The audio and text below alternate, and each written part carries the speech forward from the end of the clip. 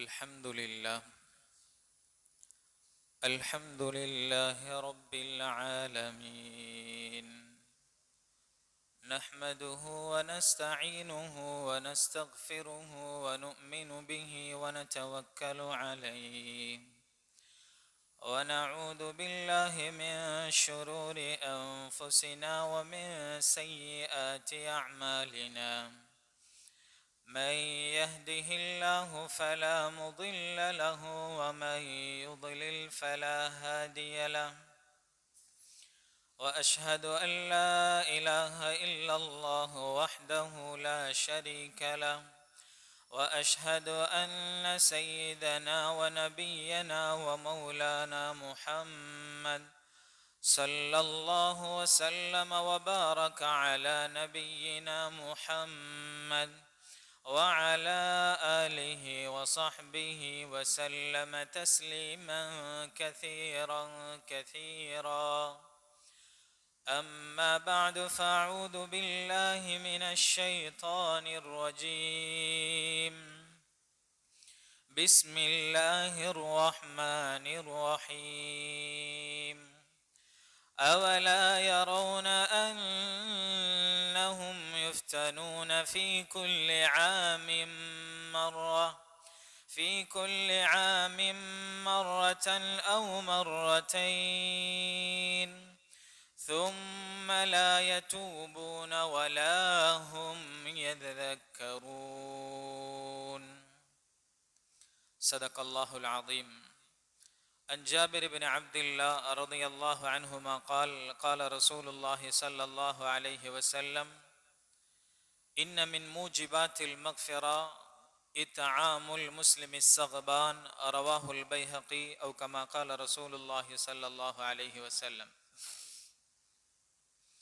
விண்ணிலே விண்மீன்களையும் மண்ணிலே மனித கோடிகளையும் படைத்து இரட்சித்து காக்கின்ற ஏகவல்ல நாயனாம் அல்லாஹ் ஜல்ல ஷானஹு வ தஆலாவுக்கே புகழ் அனைத்தும். அல்ஹம்துலில்லாஹ்.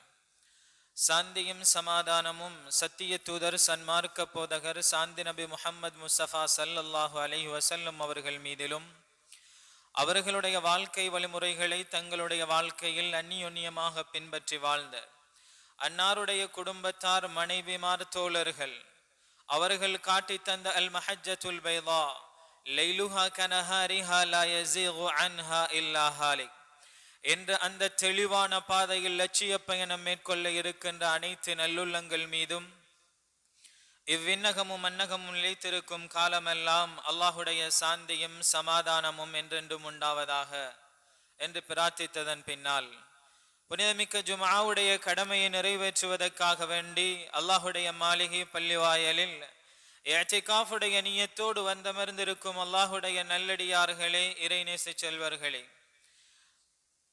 எம்முடைய வாழ்க்கையுடைய வெற்றிக்காகவும் மேம்பாட்டிற்காகவும் எந்தெந்த விடயங்களை எல்லாம் எம்முடைய வாழ்க்கையில் எடுத்து ஒழுகி நடக்க வேண்டும் என்று அல்லாஹ் சொல்லி இருக்கின்றானோ அந்த விடயங்களை நம்முடைய வாழ்க்கையில் இயன்ற அளவு எடுத்து நடக்கும் விடயத்திலும், எந்த விடயங்களை விற்று முற்றுமுழுதாக தவிர்ந்து விலகி ஒதுங்கி வாழுமாறு சொல்லி இருக்கின்றானோ அந்த அத்துணை விடயங்களை விற்று முற்றுமுழுதாக தவிர்ந்து விலகி ஒதுங்கி வாழுமாறும் முதலில் எனக்கும் அப்பால் உங்களுக்கும் வசியத்தும் நசீஹத்தும் செய்து கொள்கிறேன்.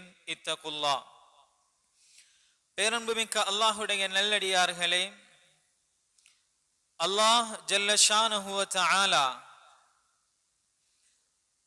குர்ஆன் நெடுகிலும் நபிமார்களுடைய வரலாறுகளை, சரித்திரங்களை நம்முடைய வாழ்க்கைக்கான முன்மாதிரியாக அடிப்படை பாடமாக சொல்லுகின்றான். எந்த நபிமாருடைய வாழ்க்கையை எடுத்தாலும் அந்த நபிமாருடைய வாழ்க்கையில் அல்லாஹ் அதிகமாக பேசியிருப்பது அவர்கள் இந்த உலகத்திலே பட்ட சிரமங்கள், கஷ்டங்கள், சோதனைகள், பிரச்சனைகளை பற்றித்தான். ஏன் அல்லாஹ் இவ்வாறு குர்ஆன் நெடுகிலும் நமக்கு சொல்லித் தருகிறான் என்றால், மனிதனே, இறுதி நபியுடைய சமூகமே, உலகம் என்பது எப்பொழுதும் நிம்மதியாக சந்தோஷமாக இருக்கக்கூடிய ஒரு இடம் அல்ல. நிரந்தர நிம்மதி, நிரந்தர சந்தோஷம், நிரந்தர மகிழ்ச்சி என்பது நாம் தயாரித்து வைத்திருக்கின்ற சொர்க்கத்திலே தான் இருக்கிறது. ஸல்லல்லாஹு அலைஹி வஸல்லம் அவர்கள் சொன்னதை போல, துனியா என்றாலே பலாவும் ஃபித்தனும் தான். உலகத்துடைய ஒவ்வொரு கட்டங்களும் மனிதனுக்கு சோதனைகளாக, பரீட்சைகளாகத்தான் இருக்கிறது. அன்புக்குரியவர்களே, அல்லாஹுடைய நல்லடியார்களே, நாம் இருக்கின்ற இந்த காலத்தை அந்த காலம் என்று சொல்லலாம். அதிலும் இது மிக அதிகமாக நாம் பாதிக்கப்பட்டிருக்கின்ற ஒரு காலம். பள்ளிவாசலுக்கு உள்ளே இருந்தாலும் சரி, பள்ளிவாசலுக்கு வெளியே நாம் யாரை சந்தித்து கொண்டாலும் சரி, ஏதோ நமக்கு நடந்த ஒரு இழப்பை பற்றி அங்கே பேச்சு இல்லாமல் நாம் பிரிவதில்லை. அன்புக்குரியவர்களே, அல்லாஹுடைய நல்லடியார்களே, இந்த ஏதாவது ஒரு நமக்கான ஒரு இழப்பு, பொதுவான ஒரு இழப்பு, இதை பற்றி நாம் கட்டாயம் பேசிக்கொள்கிறோம். அல்லாஹ் குர்ஆனிலே சொல்லுகின்ற பொழுது, وَلَنَبْلُوَنَّكُمْ بِشَيْءٍ مِّنَ الْخَوْفِ وَالْجُوعِ وَنَقْصٍ مِّنَ الْأَمْوَالِ وَالْأَنفُسِ وَالثَّمَرَاتِ وَبَشِّرِ الصَّابِرِينَ. இந்த மனிதர்களை நாம் சில பொழுது சோதிக்கின்றோம். வேதனையாக அல்ல, சோதனைகளாக அல்லாஹ் இவைகளை நமக்கு தருகிறான். எப்படி பரீட்சை மண்டபத்திலே பரீட்சையை கண்காணிக்கின்ற ஆசிரியர் இருக்கிறார். ஒரு மாணவர் எழுதுவது நன்றாக பிழை, அவர் எழுதுவது பிழை என்று நன்றாக தெரிகிறது. ஆனாலும் அங்கே அந்த பரீட்சையை கண்காணிக்க கூடியவர் அந்த மாணவருக்கு அங்கே திருத்தி கொடுக்க மாட்டார். ஏன்? அந்த இடம் அப்படித்தான். இதே போன்று சில சோதனைகள், சில கட்டங்கள், இதில் எப்படி நடக்க வேண்டும் என்பதற்கான அடிப்படை பாடங்களை குர்ஆனின் ஹதீஸின் மூலமாக அல்லாஹ் நமக்கு சொல்லி தந்துவிட்டு, நம்முடைய பரீட்சை காலங்கள் வருகின்ற பொழுது, நம்முடைய சோதனை நேரங்கள் வருகின்ற பொழுது, அதனை இரக்கமுடைய ரப்பு பார்த்து கொண்டிருக்கிறான். இந்த பரீட்சையில் இவன் எவ்வாறு நடந்து கொள்கிறான், இந்த பரீட்சைகளை, சோதனைகளை எவ்வாறு மனிதன் கடக்கிறான். அன்புக்குரியவர்களே, அல்லாஹ் அப்படியே விட்டு விடவில்லை. நமக்கான ஆறுதல்களை நபியுடைய வாழ்க்கையின் மூலமாக அழகாக சொல்லி தந்திருக்கிறான். நாம் அங்கலாய்த்துக் கொள்கிறோம், மனவேதனைப்பட்டுக் கொள்கிறோம். சதாவும் எப்பொழுதும் ஏதாவது பிரச்சனைகள் தான் நம்முடைய வாழ்க்கையில் இருக்கிறது என்று கூறிக்கொள்கிறோம். அன்புக்குரியவர்களே, அல்லாஹுடைய நல்லடியார்களே, உலகத்தில் பிரச்சனைகள், சோதனைகளோடு உள்ளவர்கள் ஒரு வகையில் பாக்கியம் பெற்றவர்கள் என்றால் மிகையாகாது. ஏன்? ஸல்லல்லாஹு அலைஹி வஸல்லம் அவர்கள் சொன்னார்கள், உலகத்திலே அதிகம் சோதிக்கப்பட்டவர்கள் நபி, அதிலும் எங்கள் தலைவர் ஸல்லல்லாஹு அலைஹி வஸல்லம் அவர்கள்தான் உலகத்திலே ஆக அதிகமாக சோதிக்கப்பட்ட ஒரு மனிதர். நபி அவர்கள் சொன்னார்கள், இந்த மார்க்கத்திற்காக வேண்டி நான் பயமுறுத்தாட்டப்பட்டதை போன்று இந்த உலகத்திலே யாரும் பயமுறுத்தாட்டப்படவில்லை.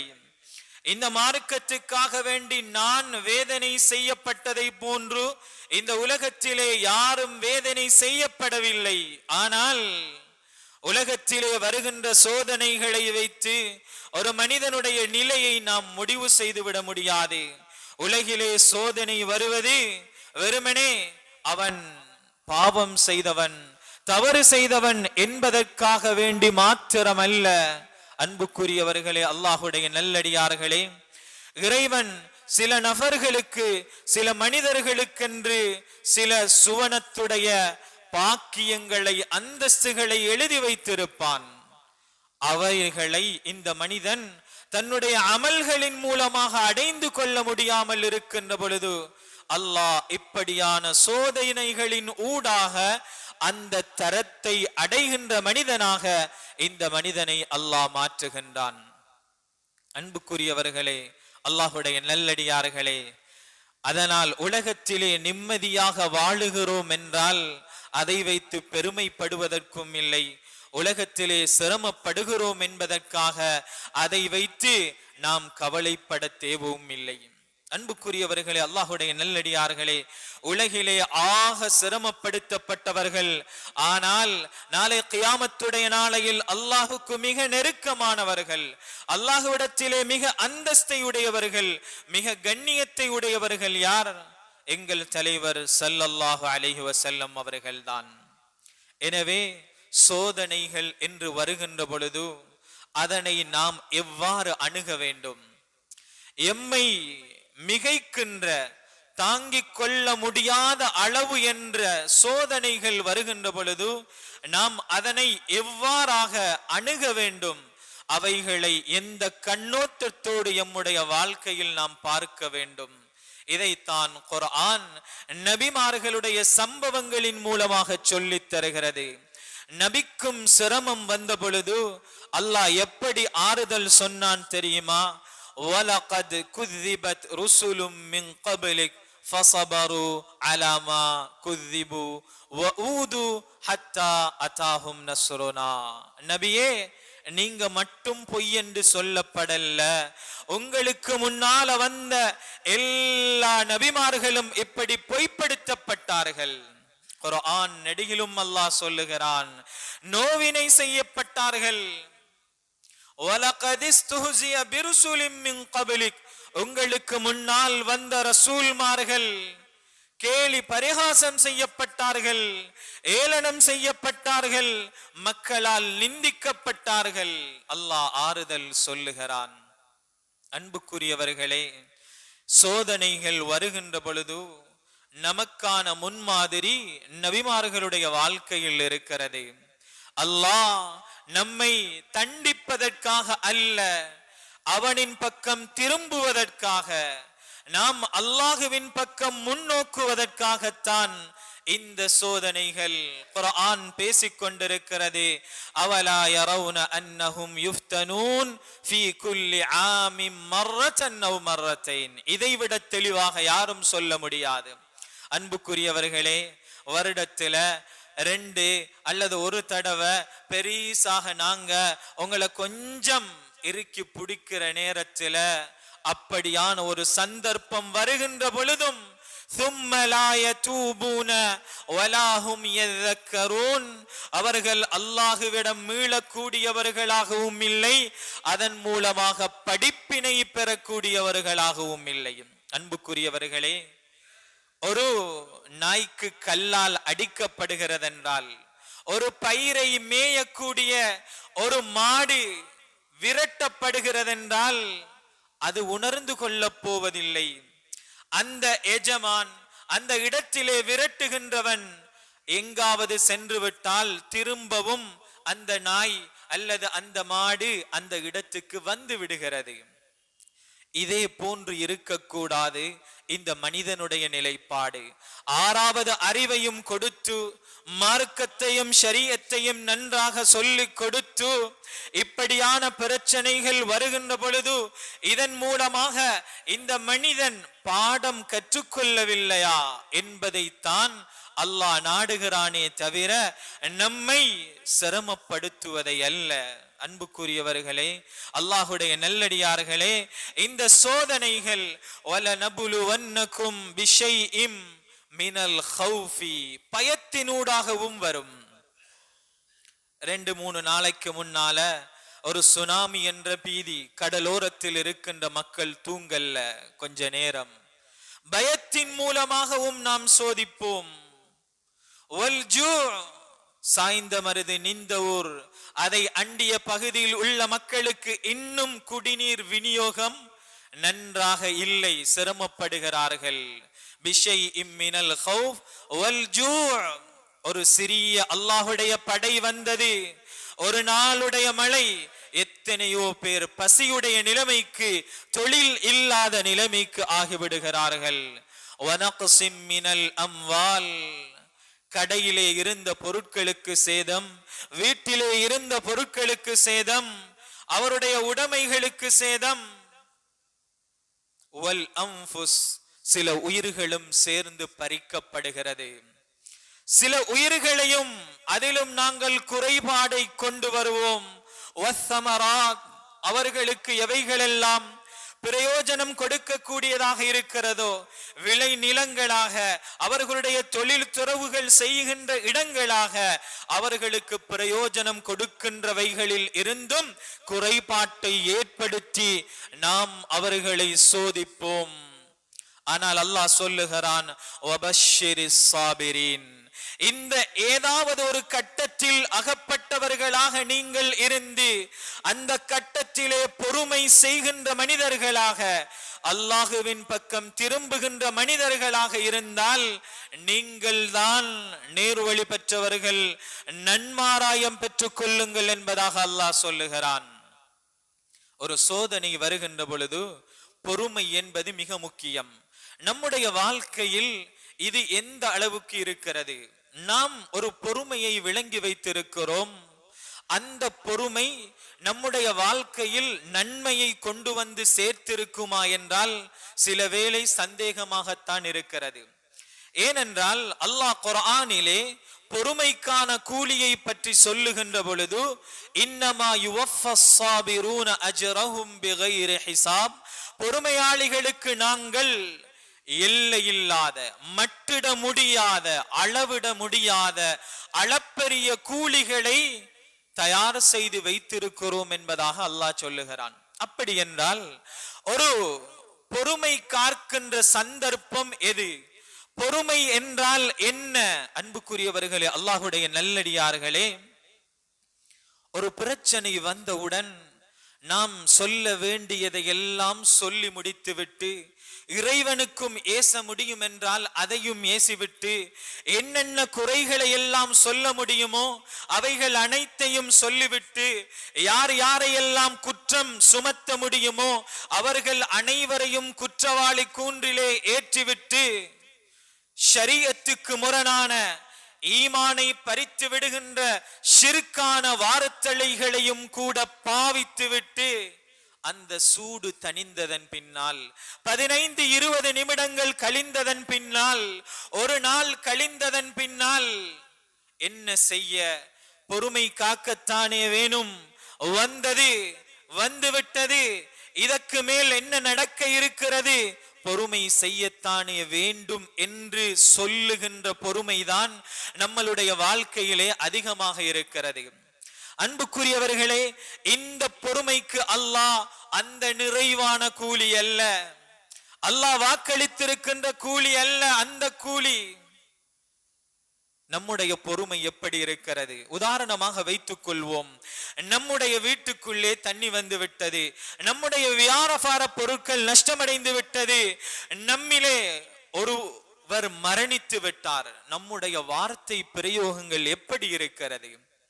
இந்த உலகிலே குறை சொல்ல யாரும் இல்லாத அளவுக்கு அத்தனை பேருக்கும் நாம் விரல் நீட்டி விடுகிறோம். அன்புக்குரியவர்களே, அல்லாஹுடைய நல்லடியார்களே, பொறுமை காக்கின்ற இடத்தை கடந்துதான் நம்முடைய பொறுமை.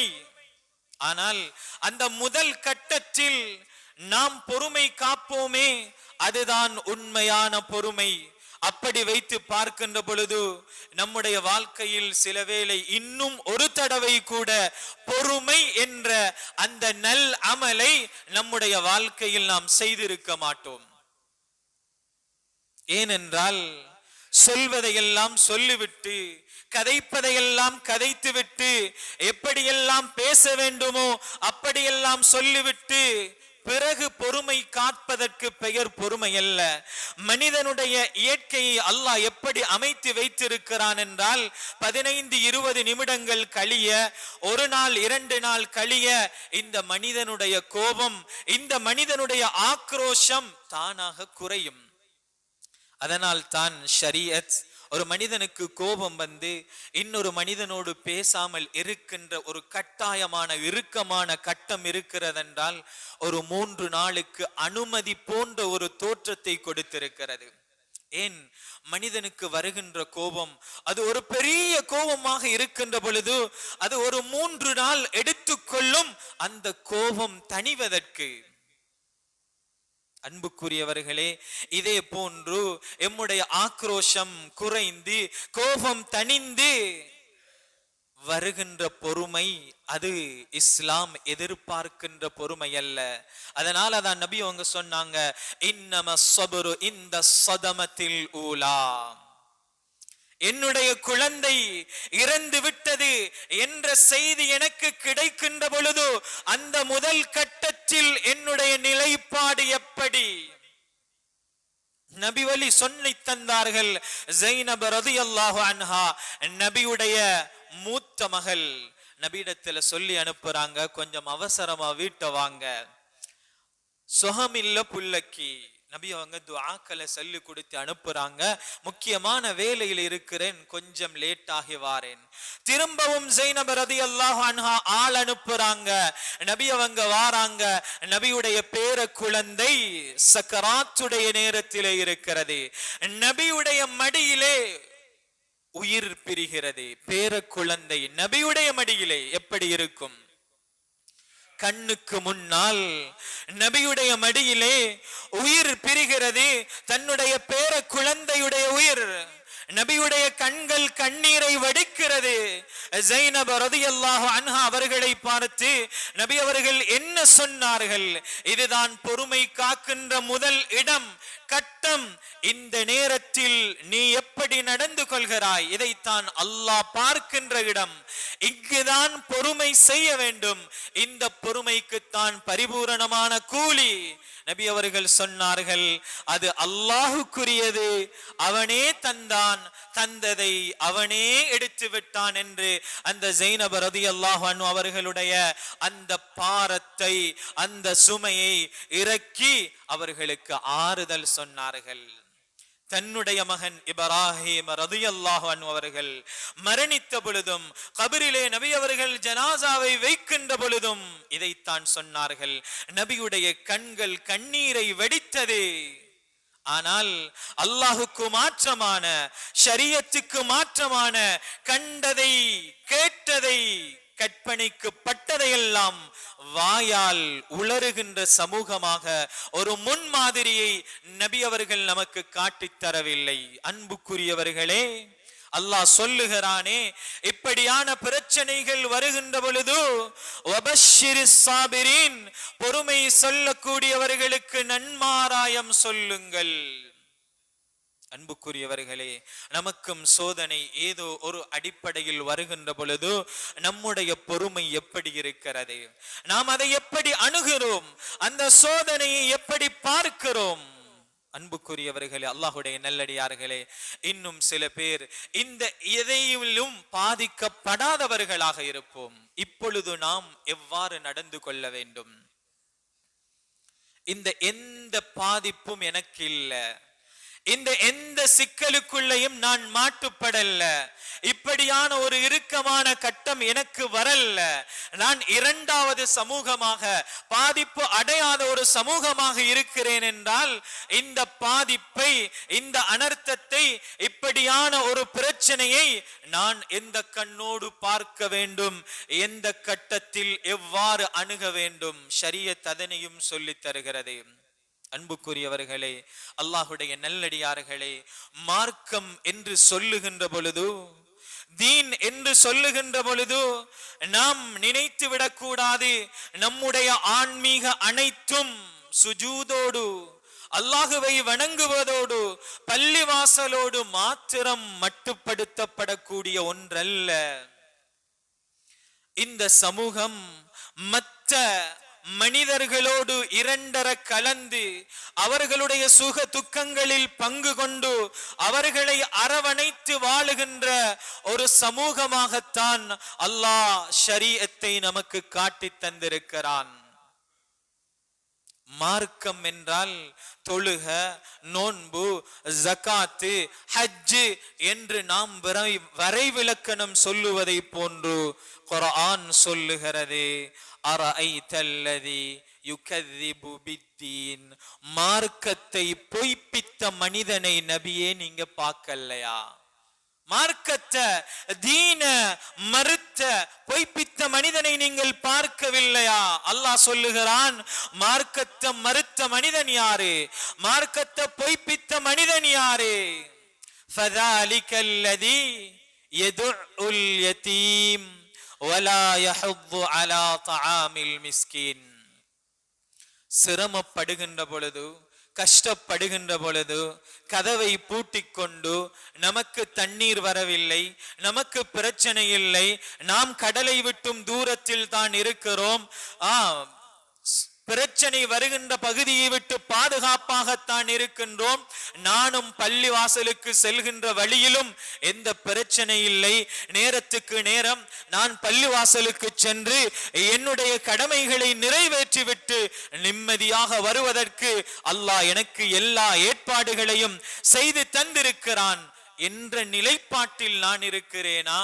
அல்லது சிரமங்களின் ஊடாக மனிதர்களுக்கு உதவி செய்து அதன் மூலமாக, அந்த சிரமங்களின் மூலமாக அவர்களுக்கு உதவி செய்கின்ற பொழுது அவர்களுக்கு ஒத்தாசை வழங்கி சந்தோஷப்படுகின்ற ஒரு மனிதனாக நான் இருக்கிறேனாம்? அல்லாஹ் சொல்லுகிறான், மார்க்கத்தை பொய்ப்பிக்கிற மனிதன் யாரு தெரியுமா?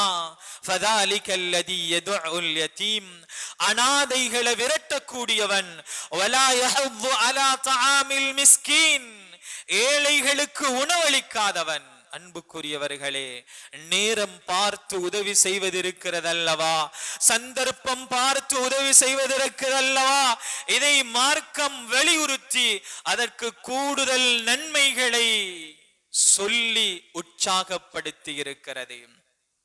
அன்புக்குரியவர்களே, அல்லாஹுடைய நல்லடியார்களே, பொதுவான நேரத்தில் உதவுவதை விட, பொதுவான காலங்களில் உதவி செய்வதை விட, இடர்களின் மூலமாக, வெள்ள பாதிப்புகளின் மூலமாக மக்கள் சிரமப்படுகின்ற பொழுது அவர்களுக்கு உதவுவது என்பது அது ஒரு படி மேலே. அன்புக்குரியவர்களே, அல்லாஹுடைய நல்லடியார்களே, அல்லாஹு தஆலா குர்ஆன் நெடுகிலும் நபியுடைய வாழ்க்கையின் மூலமாகவும் முன்னோர் நம்முடைய நபிமார்களுடைய வாழ்க்கையின் மூலமாகவும் அல்லாஹ் மற்றவர்களோடு இரண்டர கலந்து வாழ்ந்து அவர்களுடைய சுக துக்கங்களில் பங்கு கொள்ளுகின்ற வாழ்க்கையை அல்லாஹ் சொல்லி தந்து கொண்டே இருக்கிறான். நபியுடைய வாழ்க்கையை பாருங்க, 40 வருஷம் வாழ்ந்துட்டு நுபுவத் கிடைக்க போகுது, ஹெரால வச்சு பயந்து நபி தன்னுடைய மனைவி இடத்துல வாராங்க. நபியுடைய மனைவி சொன்ன ஆறுதல் என்ன? நீங்க மற்றவங்களுக்காக கஷ்டப்படுகிறீங்க, மற்றவங்களுக்காக உழைக்கிறீங்க, மற்றவங்களுடைய சிரமங்களை சகித்துக் கொள்ளுறீங்க. லா யுஹ்ஸீகல்லாஹு அபதா, அல்லாஹ் ஒரு நாளும் உங்களை வீணாக்க மாட்டான். ஷரியத் கொடுக்கப்படல. அன்புக்குரியவர்களே, ஹதீஜா ரலியல்லாஹு அன்ஹா அவர்கள் சொன்ன ஆறுதல் என்ன? நீங்க மற்றவர்களுக்காக உழைக்கிறீங்க, மற்றவர்கள் நல்லா இருக்கணும்னு பாடுபடுகிறீங்க, மற்றவர்களுடைய கஷ்டங்களை சுமந்து கொள்றீங்க, எனவே ஒரு நாளும் அல்லாஹ் உங்களை வீணாக்க மாட்டான். நபிக்கு கிடைத்த சான்று எது சகோதரர்களே? மற்றவர்கள் நிம்மதியாக வாழ, மற்றவர்கள் சந்தோஷமாக வாழ, மற்றவர்கள் சிறப்பாக வாழ கஷ்டப்பட்டவர்கள் தான் ஸல்லல்லாஹு அலைஹி வஸல்லம் அவர்கள். இதுதான் அந்த மனைவி கொடுத்த நற்சான்று ஸல்லல்லாஹு அலைஹி வஸல்லம் அவர்களுக்கு. நபியுடைய வாழ்க்கை நெடுகிலும் அதுதான் இருந்தது. மூசா அலைஹிஸ்ஸலாம் அவர்கள் மதியனை நோக்கி பயத்தோடு செல்கிறார்கள். மூசா அலைஹிஸ்ஸலாத்துடைய ஏனைய கட்ட வாழ்க்கையையும் சொன்ன அல்லாஹ் முதலாவது கட்டத்திலே குர்ஆனிலே ஒரு அடிப்படையான விடயத்தை பேசுகிறான்.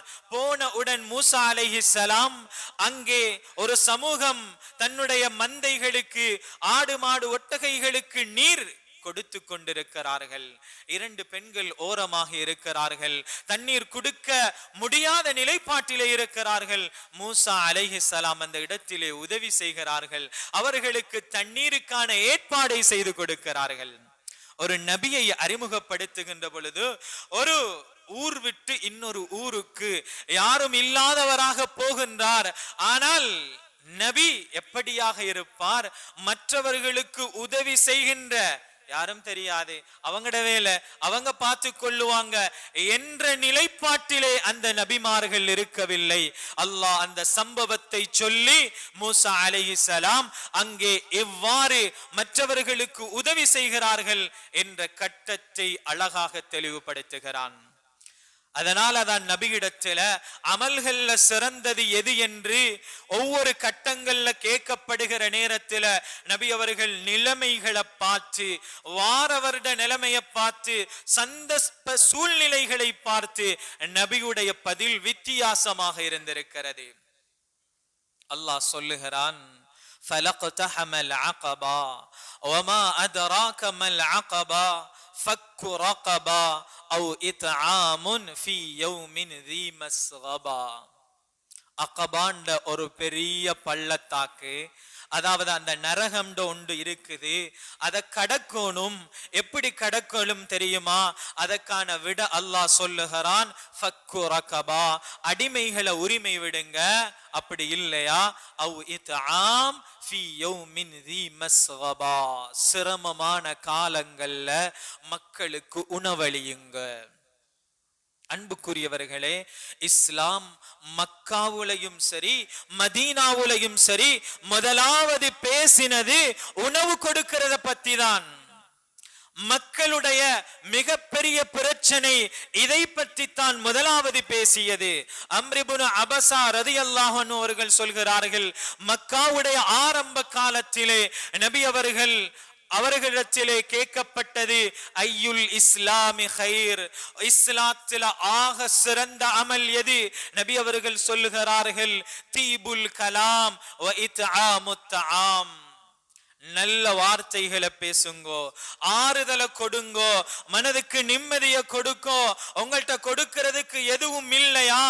இரக்கமாக 4 வார்த்தைகளை சொல்லி அவர்களை ஆறுதல் படுத்துங்கள், ஆசுவாசப்படுத்துங்கள், நிம்மதி பெருமூச்சு அடைய வையுங்கள். அன்புக்குரியவர்களே, இத்ஆமுத் தஆம் மக்காவிலே ஆரம்ப காலத்தில். மதீனாவுக்கு வந்ததன் பின்னால் அப்துல்லாஹ் இப்னு சலாம் ரலியல்லாஹு அன்ஹு அவர்கள் சொல்கிறார்கள், நபி அவர்கள் மதீனாவுக்கு வந்து விட்டார்கள் என்று சொல்லி எல்லாரும் பார்க்க ஓடினாங்க. நான் அந்த நேரத்தில் இஸ்லாத்தை ஏற்றுக்கொள்ளல, நானும் நபியை பார்க்க ஓடினேன். நபியுடைய முகத்தை பார்த்து இது ஒரு பொய்யருடைய முகம் அல்ல என்று நான் எப்பொழுது உறுதிப்படுத்தி கொண்டேனோ அப்பொழுது நபி அவர்கள் முதலாவது சொன்ன வார்த்தை அஃஷு சலாம், சலாத்த பரத்துங்கோ, வஅத்இமுத் தஆம், சாப்பாடு கொடுங்கோ. நீண்ட சில விஷயங்களை சொல்லி நபி அவங்க சொன்னாங்க, சொர்க்கத்துக்குரிய வழி. அன்புக்குரியவர்களே, அல்லாஹுடைய நல்லடியார்களே, இஸ்லாத்துல தண்ட குற்றங்கள் இருக்குது. நோன்பு பிடிக்காட்டி, ஒவ்வொரு கட்டங்கள்ல ஹஜ்ஜில சில கடமைகளை விடுகிற நேரத்துல பால் கொடுக்கிற தாய் நோன்பை விட்டா, எல்லாத்துக்கும் இஸ்லாம் அறிமுகப்படுத்தியது உணவைத்தான். இப்படி சாப்பாடு கொடுங்கோ, இப்படி உணவு கொடுங்கோ, இப்படி சாப்பாடு கொடுங்கோ என்பதைத்தான் எல்லா தண்ட குற்றத்திலையும் இஸ்லாம் வலியுறுத்தி சொன்னது. ஏன் அது தேவை சகோதரர்களே. நாம் அப்படியான ஒரு நிலையில் இல்லாததனால், 3 நேரம் நிம்மதியாக சாப்பிடுகிறோம் என்பதனால் அதை பற்றி நாம் இன்னும் உணரவே இல்லை. ஆனால் ஒவ்வொரு நேர உணவுக்கும் அடுத்த கட்ட என்னுடைய குழந்தைகளுக்கான உணவை நான் எப்படி கொடுப்பேன் என்ற யோசனையோடு மிக கஷ்டத்தோடு வாழுகின்ற மக்கள் நம்முடைய சமுதாயத்திலே இருக்கிறார்கள் சகோதரர்களே. அன்புக்குரியவர்களே, அல்லாஹுடைய நல்லடியார்களே, இஸ்லாம் இதை தன்னுடைய வழி நெடுகிலும் வலியுறுத்தி சொல்லி இருக்கிறது. அன்புக்குரியவர்களே, அல்லாஹுடைய நல்லடியார்களே, நாம் உண்டு, நம்முடைய பாடுண்டு, என்னுடைய தொழுக, நான் திங்கள் வியாழன் நோன்பு என்று என்னுடைய இஸ்லாம் பரிபூரணம் அடைய முடியாது. என்னுடைய பக்கத்து வீட்டுக்காரன் என்னுடைய ஊரிலே ஒரு பசித்தவன் இருக்கின்ற பொழுது நான் முஃமினாக முடியாது. முஸ்லிமாக இருக்கலாம், உண்மை விசுவாசியாக ஆக முடியாது. ஸல்லல்லாஹு அலைஹி வஸல்லம் அவர்கள் 3 முறை சத்தியம் செய்து சொன்னார்கள், அவன் ஈமான் கொள்ளவே முடியாது, உண்மை விசுவாசியாக ஆக முடியாது. அவனுடைய பக்கத்து வீட்டுக்காரன், அவனுடைய ஊர்ல இருக்கிறவன் பசியோடு இருக்கிற நிலைமையில, இவன் வயிறு நிரம்ப சாப்பிடுற நிலைமையில இருக்கிற மனிதன் ஒரு உண்மை விசுவாசியாக ஆக முடியாது. அன்புக்குரியவர்களே, அல்லாஹுடைய நல்லடியார்களே, உதவிக்கரம் நீட்டுகின்ற நேரம், மக்களுக்கு ஆறுதல் சொல்லுகின்ற நேரம், கல்முனை ஜம்மியத்துல் உலமா அதற்கான ஏற்பாடை செய்திருந்தார்கள், அதற்கான வழிகாட்டுதல்களை உமக்கு சிறப்பாக வழங்கி இருந்தார்கள். அதன் பின்னாலும் முன்னாலும் நாம் நிறைய செயற்பட வேண்டி இருக்கிறது. உங்களுடைய வீடுகளை விட்டு வெளியேற்றாத, உங்களோடு நேரடியாக யுத்தம் செய்யாத எந்த மக்களாக இருந்தாலும் சரி, அவர்களுக்கும் உதவிக்கரம் நீட்டுங்கள், அவர்களையும் அனுசரியுங்கள், அவர்களுக்கும் உங்களுடைய உதவிகளை வழங்குங்கள் என்று ஷரியத் நமக்கு மிக தெளிவாக சொல்லித் தருகிறது. அன்புக்குரியவர்களே, அல்லாஹுடைய நல்லடியார்களே, எம்முடைய சொத்துகள், எம்முடைய பதவிகள், எம்முடைய அந்தஸ்துகள், இதில் எல்லாம் நிறைவேற்றப்பட வேண்டிய உரிமைகள் என்ற ஒரு பகுதி இருக்கிறது. கடைசியாக ஒன்றை சொல்லி முடித்துக் கொள்வோம். ஒவ்வொரு மார்க்கமும் மற்றவர்களுக்கு உதவி செய்வது, மற்றவர்களுக்கு கொடுப்பது என்று சொல்லுகின்ற பொழுது இப்படித்தான் கேட்கும். நாங்களும் அப்படித்தான் சொல்லுவோம். எப்படி? அவர் கொஞ்சம் பாவம், சிரமப்படுறாரு, வசதி இல்ல, 2 பொம்பளை பிள்ளைகள், அவரும் வஃபாத் ஆகிட்டாரு, அந்த புள்ள படிச்சிட்டு இருக்குது, இவக்கும் ஒரு பக்கம் அடிபட்டுட்டு சிரமத்தோட இருக்கிறாங்க, வீடும் ஒரு ரூம் தான் இருக்குது, 2வது ரூம் இன்னும் ஒழுங்கா கட்டி இல்ல. இப்படி அனுதாப வார்த்தைகளை கொண்டுதான் மற்றவர்களுக்கு உதவி செய்தல் என்ற வாசலை நாம் திறப்போம். ஆனால் அன்புக்குரியவர்களே, நன்றாக விளங்கிக் கொள்ள வேண்டும், எம்முடைய ஷரீஅத் அந்த கோணத்தில் எம்மை அணுகவில்லை. எம்முடைய ஷரீஅத் அந்த கோணத்தில் எம்மிடம் சொல்லவில்லை. தைரியமாக சொல்கிறது, மார்க்கம் என்ற அடிப்படையில் சொல்கிறது, வஆதூஹும் மிம்மாலில்லாஹில்லதி ஆதாக்கும், அல்லாஹ் உங்களிடம் தந்து வைத்திருக்கின்ற, உங்களோட பணம் இல்ல. எப்படி அல்லாஹ் சொல்கிறான்? வஆதூஹும் மிம்மாலில்லாஹ், அல்லாஹ்வுடைய பணம். எப்படியான பணம், எப்படியான சொத்து? அல்லதி ஆதாக்கும், உங்கள்கிட்ட தந்து வச்சிருக்கிறானே அந்த அல்லாஹ்வுடைய பணத்திலிருந்து நீங்க கொடுங்க. உரிமையோடு அல்லாஹ் சொல்லுகிறான். தெரியும் தானே சகோதரர்களே, ஒரு சின்ன வெள்ளம் வருது, ஒரு சின்ன பிரச்சனை வருது, ஒரு சின்ன தலைவலி, ஒரு சின்ன காய்ச்சல், எல்லாத்தையும் பத்திரப்படுத்தி வச்சிருக்கிறாரு, எல்லா சொத்தும் அழிஞ்சு போகுது, வைத்தியம் பார்த்தே முடிஞ்சு போகுது. அன்புக்குரியவர்களே, என்னுடைய சொத்தல்ல, அது என்னுடையதல்ல. அல்லாஹ் உரிமையோடு சொல்லுகிறான், வஆதூஹும் மிம்மாலில்லாஹில்லதி ஆதாக்கும், அல்லாஹ் உன்னிடம் தந்து வைத்திருக்கின்ற அவனுடைய சொத்து, அது அவனிடத்துல கொடுத்துடு. ஒவ்வொருவருக்குரிய உரிமை அதை அவர்கிட்ட கொண்டு போய் சேர்க்கணும். எங்களுக்கு பொறுப்பாக அல்லாஹ் தந்திருக்கிறான், அது எங்களுக்குரிய சோதனை. எங்களுக்கு எந்த சோதனையும் வர இல்ல. அல்லாஹ் பட்டம், பதவி, சொத்து, செல்வங்கள் இதுகளை தந்திருக்கிறான்டா, இது எனக்குரிய சோதனை, அதனுடையவர்களிடத்தில் அதை கொண்டு போய் சேர்க்கிறது. எனக்கிட்ட உண்மையில சொத்து செல்வம் இல்ல, ஆனா எந்த பேச்ச 4 பேர் கேட்பாங்க, எந்த பேச்சு எடுபடும் என்றால் நான் அவர்களிடத்துல கதைக்கிறது எனக்கு கடமை. வலா யஹுது அலா தஆமில் மிஸ்கீன், இதைத்தான் அந்த குர்ஆன் ஆயத்து சொல்கிறது. மா சலககும் ஃபீ ஸகர், பயங்கரமான அந்த சக்கர் என்ற நரகத்தில உங்களை நுழைவித்தது எது? முதலாவது காரணம் லம் நகு மினல் முஸல்லீன், நான் தொழல்ல. இரண்டாவது காரணம் வலம் நகு நுத்இமுல் மிஸ்கீன், உணவளிக்கவும் இல்ல, உணவளிக்க தூண்டவும் இல்ல. எப்படி பொருள் இருந்தா ஜகாத்து கடமையோ, இதே போல எனக்கு ஒரு தகுதி, எனக்கு ஒரு பகுதி, பதவி, எனக்கு ஒரு அந்தஸ்து இருக்குது, இதை வச்சு சில விஷயங்களை செய்ய முடியும் என்று இருந்து நான் செய்யலண்டா நானும் குற்றவாளி. சகோதரர்களே, எனவே அன்புக்குரியவர்களே, அல்லாஹுடைய நல்லடியார்களே, ஷரீஅத் முழுக்க நமக்கு இந்த பாடங்களை அழகாக சொல்லி தருகிறது. மற்றவர்களுடைய துயர் துடைத்து நீ ஒரு முஃமினாக, முஸ்லிமாக, அல்லாஹ்விடத்தில் நிரப்பமான ஒரு ஈமானுடையவனாக மாறு. நான் பாதிக்கப்பட்டால் எப்படி இதை எடுத்துக்கொள்ள வேண்டும், பாதிக்கப்படாத ஒரு மனிதனாக இருக்கிறேன் என்றால் அவர்களுக்கான உதவி ஒத்தாசைகளுக்கு நான் எவ்வாறு முன்னிக்க வேண்டும்.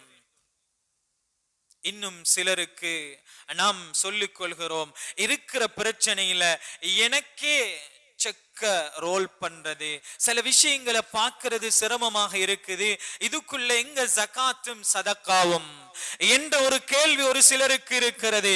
அன்புக்குரியவர்களே, அவர்களையும் பார்த்து அல்லாஹ் சொல்கிறான், வமன் குதிர அலைஹி ரிஸ்கு, யாருக்கு நெருக்கம் சொல்றீங்களோ, யாருக்கு கஷ்டம் சொல்றீங்களோ, பல கோடிகளை வச்சிட்டு, பல லட்ச ரூபாய்களை வைத்துவிட்டு, பல சொத்துக்களை வைத்துவிட்டு நீயே கஷ்டம் என்று சொன்னால், ஒவ்வொரு நேரமும் சாப்பிடுவதற்கு யோசிக்கின்ற, மழை பெய்தால் எந்த பக்கத்தால் தண்ணீர் வருமோ வடியுமோ என்று யோசிக்கின்ற, உடுப்பு இல்லாத, தன்னுடைய குழந்தைகளுக்கு பாடசாலைக்கு அனுப்ப முடியாத சூழலிலே பாடுபடுகின்ற, சிரமப்படுகின்ற அந்த மக்களை யோசித்து பார். அங்கும் அல்லாஹ் சொல்கிறான், ஃபல்யுன்ஃபிக் மிம்மா ஆதாஹுல்லாஹ், அல்லாஹ் தந்ததிலிருந்து கொடுங்கள். அன்புக்குரியவர்களே, அல்லாஹுடைய நல்லடியார்களே, நாம் கொடுத்து சேமிக்கின்ற ஒன்று மாத்திரம்தான் நம்முடைய கபருக்கு நமக்கு மீதமாக இருக்க போகிறது என்பதை நம்முடைய உள்ளத்திலே பதிய வைத்துக் கொள்ள வேண்டும். எனக்கு பதவியும் இல்ல, பணமும் இல்ல, யாரிடத்திலையும் பேச வசதியும் இல்லை, என்னுடைய உடலால, என்னுடைய வார்த்தைகளால, கௌலும் மஅரூஃப் கைரும் மின் ஸதகத்தின் யத்பஉஹா அதா, நல்ல வார்த்தைகள் சொல்லுவது, அல் கலிமத்து தய்யிபா. அன்புக்குரியவர்கள், அல்லாஹுடைய உண்மையிலே என்னிடத்திலே இல்ல, ஒரு ஆள் கேட்டு வந்துட்டாரே, ஒரு கட்டம் நான் எப்படி அவர்களோடு நடந்து கொள்கிறேன், என்னுடைய பதில் வார்த்தைகள் அவர்களுக்கு எப்படி இருக்கிறது, எனக்கு துஆ செய்துவிட்டு அவர்கள் போவார்களா, நான் ஒரு சீதேவி என்ற நிலைமையில் அவர்களை அனுப்பி வைக்கிறேனா, அல்லது அதற்கு மாற்றமான நிலைமையில் இருக்கிறேனா? எனவே அன்புக்குரியவர்களே, அல்லாஹுடைய நல்லடியார்களே, இந்த இரண்டு சாராராக நாம் இருப்போம். இந்த இரண்டு சாரார்களில் எந்த சாராராக இருந்தாலும் அல்லாஹுக்கு பொருத்தமானவர்களாக மாறுவதற்கான வழிமுறை குர்ஆன் ஹதீஸிலும் நெடுக நபியுடைய வாழ்க்கையிலும் நமக்கு சொல்லித் தரப்பட்டிருக்கிறது.